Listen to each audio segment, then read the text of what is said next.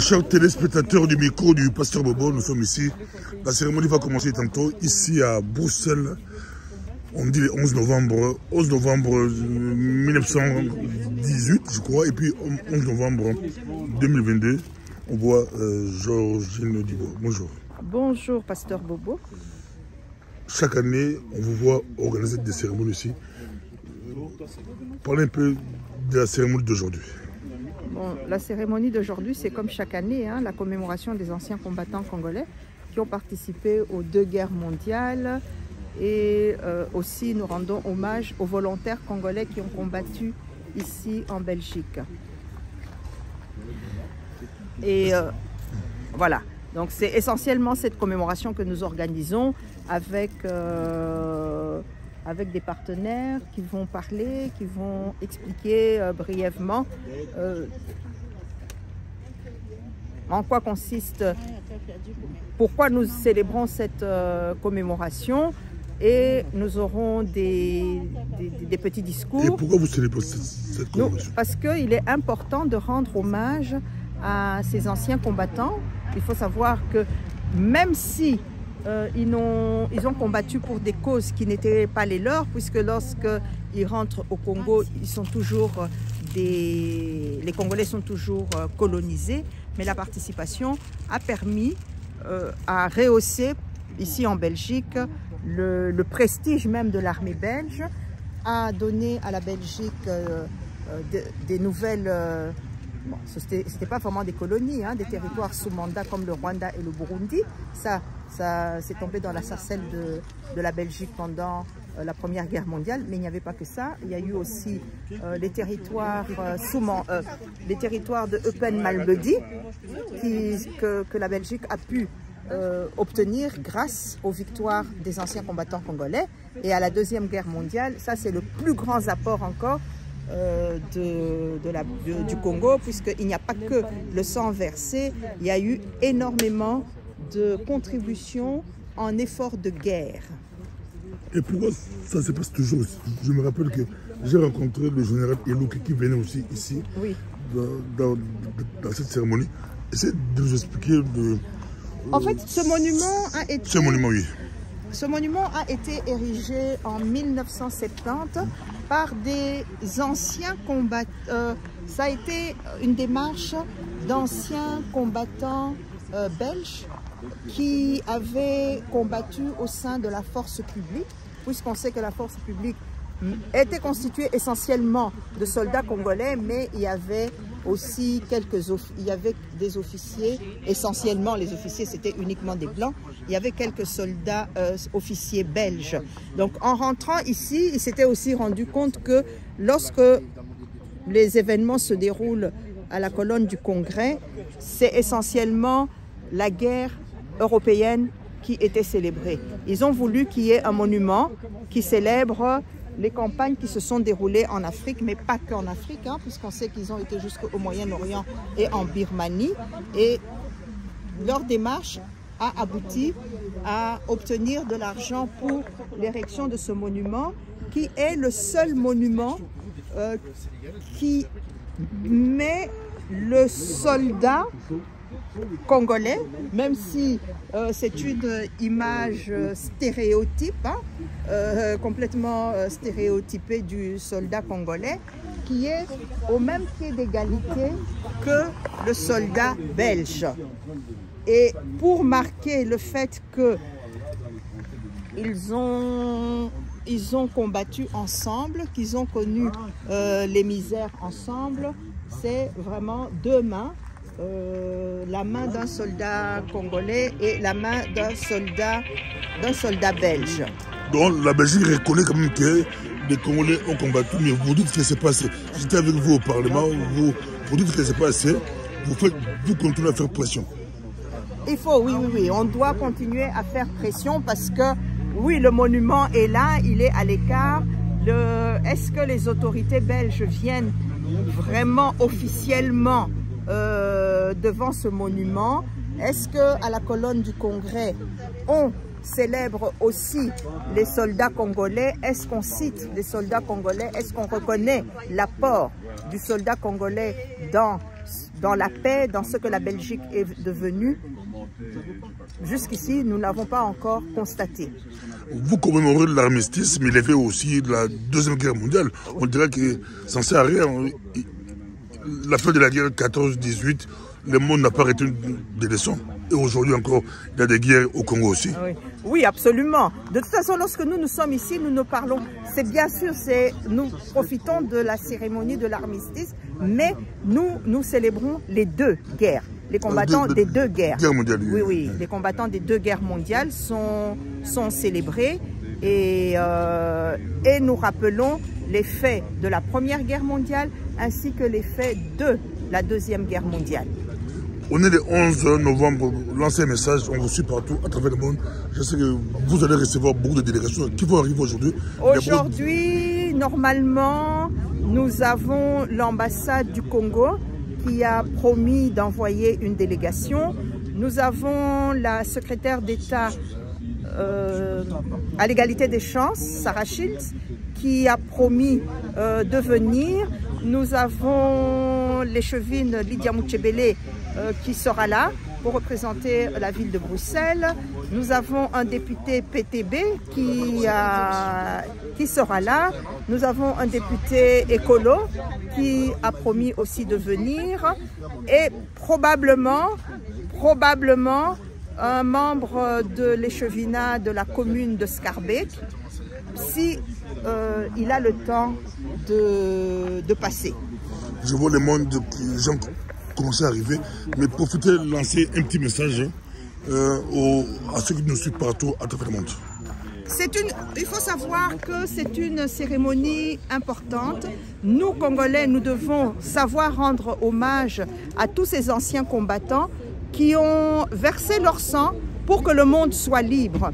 Nous devons les reconnaître, même au Congo, savoir rendre hommage à ces soldats. Beaucoup de petits-enfants d'anciens combattants sont éparpillés aussi dans le monde. Si nous pouvions nous réunir, nous tous Congolais, pour déjà rendre hommage, surtout que ce qu'ils ont fait, ils sont toujours capables de le faire. Cette combativité qui a quand même été reconnue, parce qu'il faut savoir qu'à la fin de la Première Guerre mondiale et à la fin de la Deuxième Guerre mondiale, cette combativité des soldats congolais a été reconnue et ils ont été remerciés dans les différents parlements.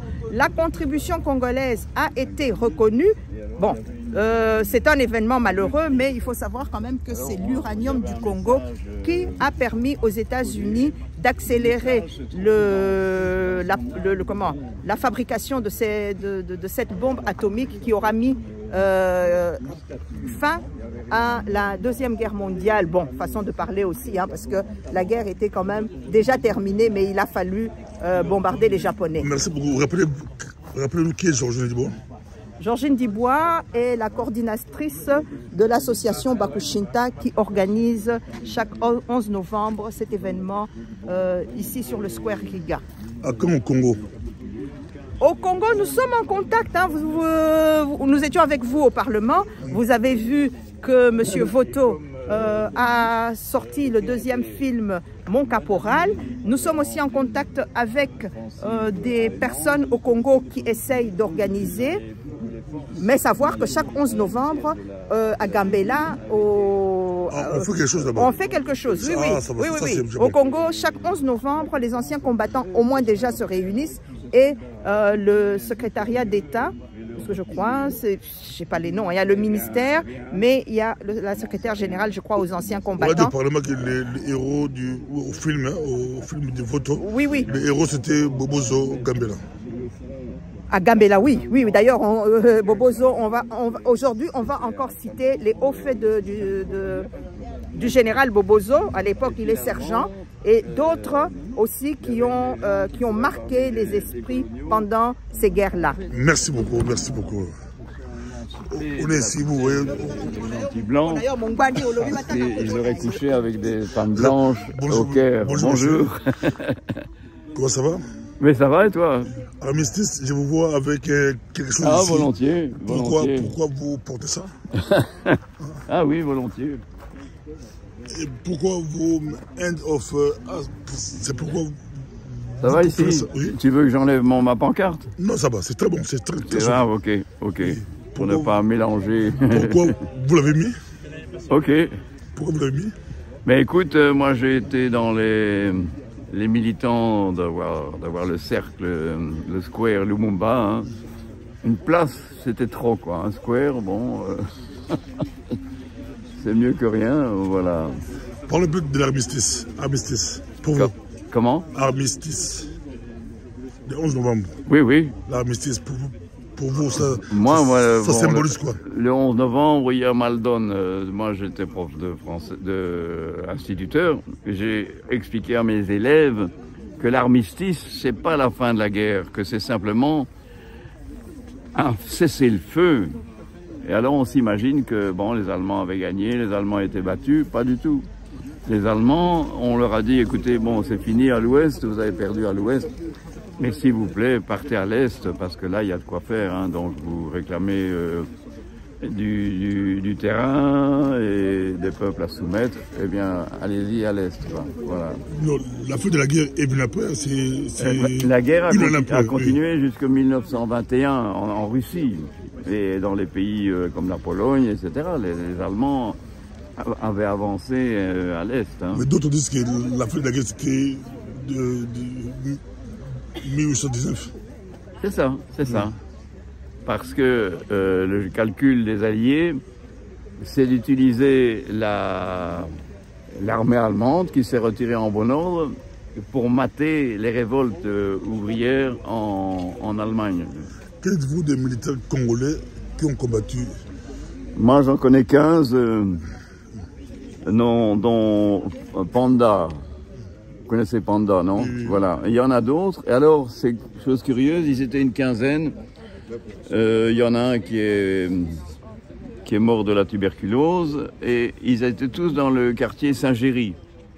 Ils se retrouvaient dans le quartier Saint-Géry. C'est marrant. Merci beaucoup. Merci. Voilà, avec plaisir. Je vois monsieur le chemin. Bonjour. Ça va, vous allez bien? Bon, porteur. Ça va? Votre présence ici à l'armistice. Oui. C'est important, hein, c'est important d'être présent. Ce matin, il y avait les cérémonies dans les différentes communes, dans les cimetières. Et puis aujourd'hui, aujourd'hui, c'est la cérémonie, comme chaque année, l'après-midi, Square Riga. On est là pour se rappeler, on est là pour se commémorer, on est là pour penser à tous ceux qui sont tombés pendant la Grande Guerre, les soldats africains de la force publique qui ont combattu. Mais il ne faut pas être naïf, il ne faut pas être dupe. La plupart de ces soldats ont été forcés. Ils n'ont pas combattu de leur propre initiative. Ils ont pour la plupart combattu sous la contrainte. Et face à eux, il y avait aussi d'autres combattants, notamment dans le camp allemand, qui aussi étaient sous la contrainte. Et donc c'est important d'être ici, d'être présent pour se rappeler tout ça. Que reste-t-il du 11 novembre selon vous? Il reste encore cette mémoire qui doit être perpétuellement entretenue. Et c'est l'objet de notre présence ici aujourd'hui. On ne doit jamais oublier, on doit être là. Alors il y a le 11 novembre, mais il y a aussi tout au long de l'année des activités qui se font, qui s'organisent. Et il faut les soutenir. Moi je vais par exemple demain aller soutenir une activité, un film qui est projeté justement, qui rappelle Mocaporal. Voilà. Mocaporal avec ma collègue Lydia Moutioubélé. C'est important de soutenir aussi ce genre d'initiative tout au long de l'année. On va terminer ici. Aujourd'hui, on est le 11 novembre 2022. Il y a la guerre en Ukraine, la guerre au Congo, la guerre par-ci par-là. Mais nous, ici, nous fêtons l'armistice, un cessez-le-feu. Mais apparemment, le monde n'a pas retenu des leçons. Alors, le monde les guerres continuent. Mais nous, on commémore. Les guerres continuent et c'est systématiquement les mêmes schémas qui apparaissent. Les gens qui combattent ne le font pas toujours d'initiative. On le voit en Russie, on le voit dans l'Est du Congo. Souvent, ces gens sont forcés, sont amenés à se combattre, sont amenés à défendre des intérêts qui ne sont parfois pas les leurs. Et c'est ça aussi le propre des guerres, c'est ça aussi qu'il faut dénoncer. Ce qui s'est passé lors de la Première Guerre mondiale se reproduit encore aujourd'hui. Et c'est pour ça qu'il faut aussi être très lucide par rapport à ce qui se passe aujourd'hui dans ce monde. Les guerres ne sont pas des phénomènes naturels, ce sont avant tout des intérêts qui s'affrontent. Et il ne faut pas perdre ça de vue. Et il faut essayer d'être, comme tout homme de gauche, il faut essayer d'être le plus possible opposé aux guerres. Merci beaucoup. Nous sommes là, vous voyez, les gens arrivent de partout. C'est vraiment la cérémonie qui va commencer tantôt. Bonjour monsieur. Oui, monsieur. Votre prononcié? Pardon? Le 11 novembre. Le 11 novembre 2022, c'est l'armistice. Pourquoi vous êtes ici? Mais en fait, ça fait assez longtemps que je m'intéresse au Congo. Je fais des visites guidées sur les traces du colonialisme en Belgique. Et en fait, j'ai habité, j'étais guide, je suis pensionné. Mais parfois, ça m'arrive encore, oui. Et j'ai habité 25 ans ici, dans le coin, et je ne suis jamais venu. Le 11 novembre ici, maintenant, j'habite en dehors de la ville. Et tu viens? C'était quand même... Les Congolais ont combattu 14-18. Oui, bien sûr. Et aujourd'hui, la Belgique les a oubliés. Oui, c'est-à-dire, il y a eu en Flandre occidentale, il y a eu quelques expositions sur des Africains et des Congolais qui ont combattu aussi. Plus de 14 000 Congolais sont venus combattre pour la Belgique, mais oubliés. La première guerre, mais pas en Europe. Il y avait aussi des combats au Congo, hein, notamment au lac Tanganyika. Oui. Et oui. Il y a aussi Sami Balogi qui était artiste en résidence à Flanders Fields l'année passée. Et bon, oui, évidemment, ça ne compense pas. Nous sommes là. Ah oui, ils ont pris le canon de la Tabora. C'est le 19 septembre 1916 que le général Tombeur arrive à Tabora avec les troupes Alors on parle toujours des soldats congolais, de la force publique, mais pour un soldat, si c'est un Allemand, un Congolais, un Askari, comme disaient les Allemands, il traînait derrière lui. En fait, moi je l'ai déjà loué pour le premier Il y avait plus de morts comme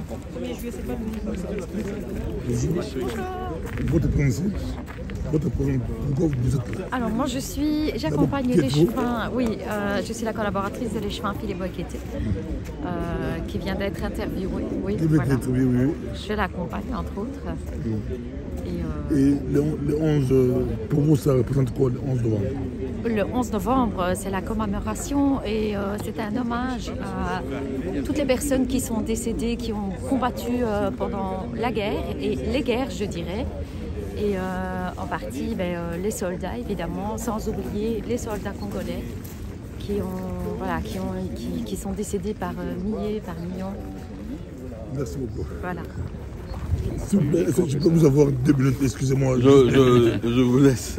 On est avec vous ici. Je vous en prie. On était avec vous au Parlement, chambre de représentants, oui. Exactement.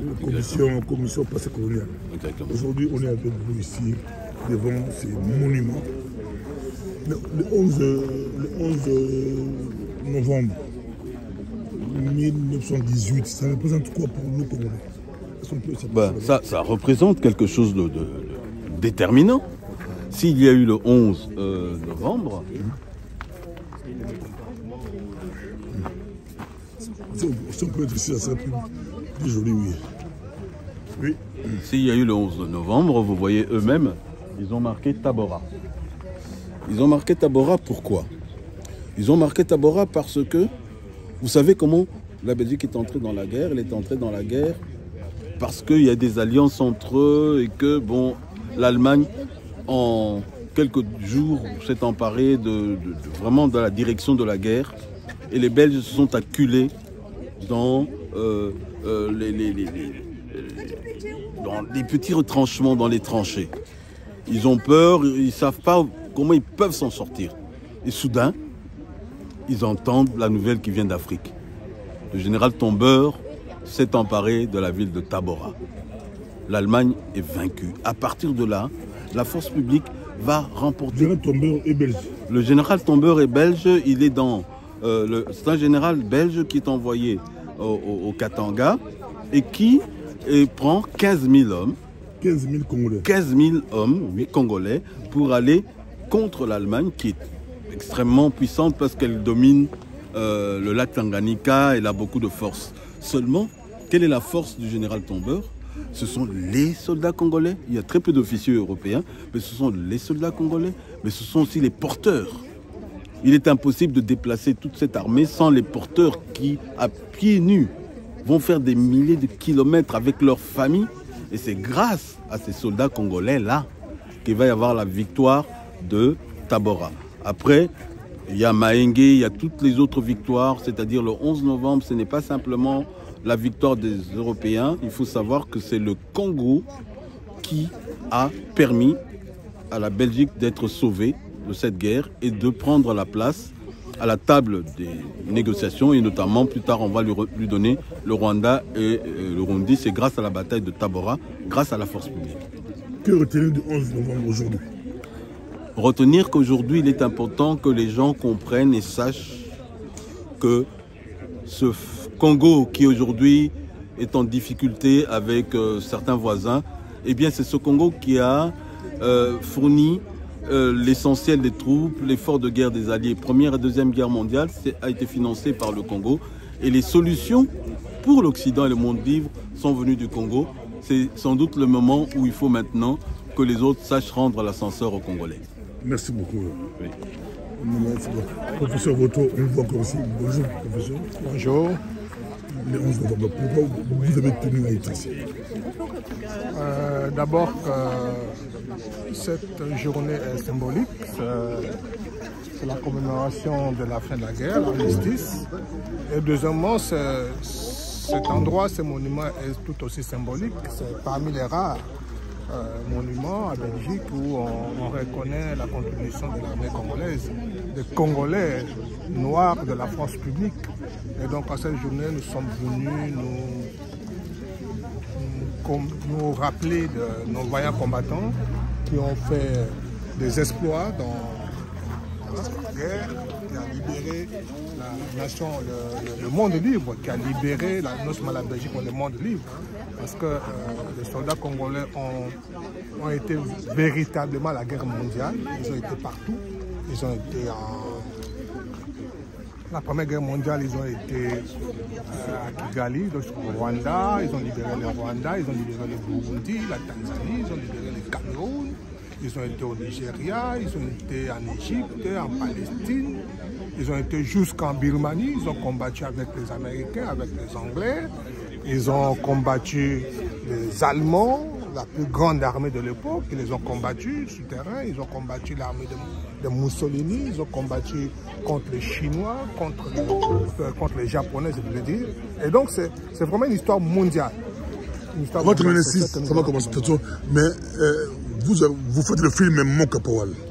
Oui. Vous arrivez ici, vous voyez quand même un monument où on reconnaît les mérites de notre armée coloniale. Vous dites quoi? Ça nous encourage beaucoup, mais c'est pas assez. C'est pas assez. Tout à l'heure, là, j'ai été à la commémoration organisée par la Belgique, le Rhum de Belgique, pour se rappeler du soldat inconnu qui a combattu, qui a libéré la Belgique. Mais pendant toute cette histoire, on ne parle pas des soldats congolais. Dans tous les discours qu'il y a eu, dans tous les symboles, on ne parle pas des soldats congolais. Or, les soldats congolais étaient toujours aux côtés de la Belgique.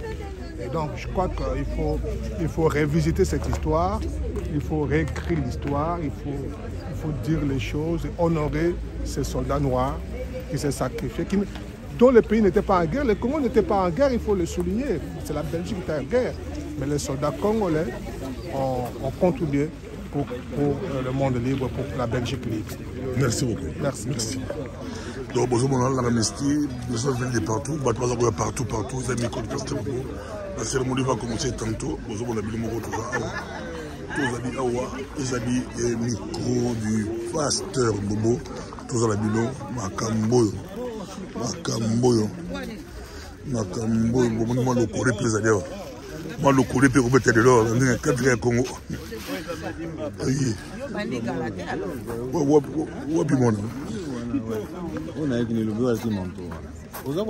Oui, c'est enregistré. C'est pas grave, c'est pas grave. Mais il faut la monnaie, ah oui, en tout cas, une minute. Bonjour. Bonjour. Vos avis au Parlement, on vous voit encore aussi. Qui êtes-vous? Je suis le petit-fils Hubert Otengwa Luango, qui a servi en tant que soldat congolais sous le drapeau belge pendant la Deuxième Guerre mondiale. Et donc voilà, je suis un descendant direct d'un des anciens combattants. Merci. Et le 11 novembre, ça vous fait quoi? Pour vous, ça symbolise quoi? Pour moi, ça représente donc le souvenir, en fait, le souvenir de nos aïeux qui se sont battus courageusement, à la fois pour le Congo, mais aussi pour la Belgique. Et comme petit-fils, vous revendiquez quoi? Parce que votre grand-père a combattu. En tant que petit-fils, je revendique donc la reconnaissance et la considération des soldats congolais parce qu'ils se sont combattus d'une manière aussi importante que les soldats belges. Donc je pense qu'il n'y a aucune distinction à faire. Merci beaucoup. Bonjour, vous allez bien? Ça va, c'est... Quentin Valéno. Ah, vous êtes venu avec M. Limal. Voilà, et alors j'ai reçu votre mail seulement hier. J'ai vu qu'il me... Heureusement que j'ai pu me...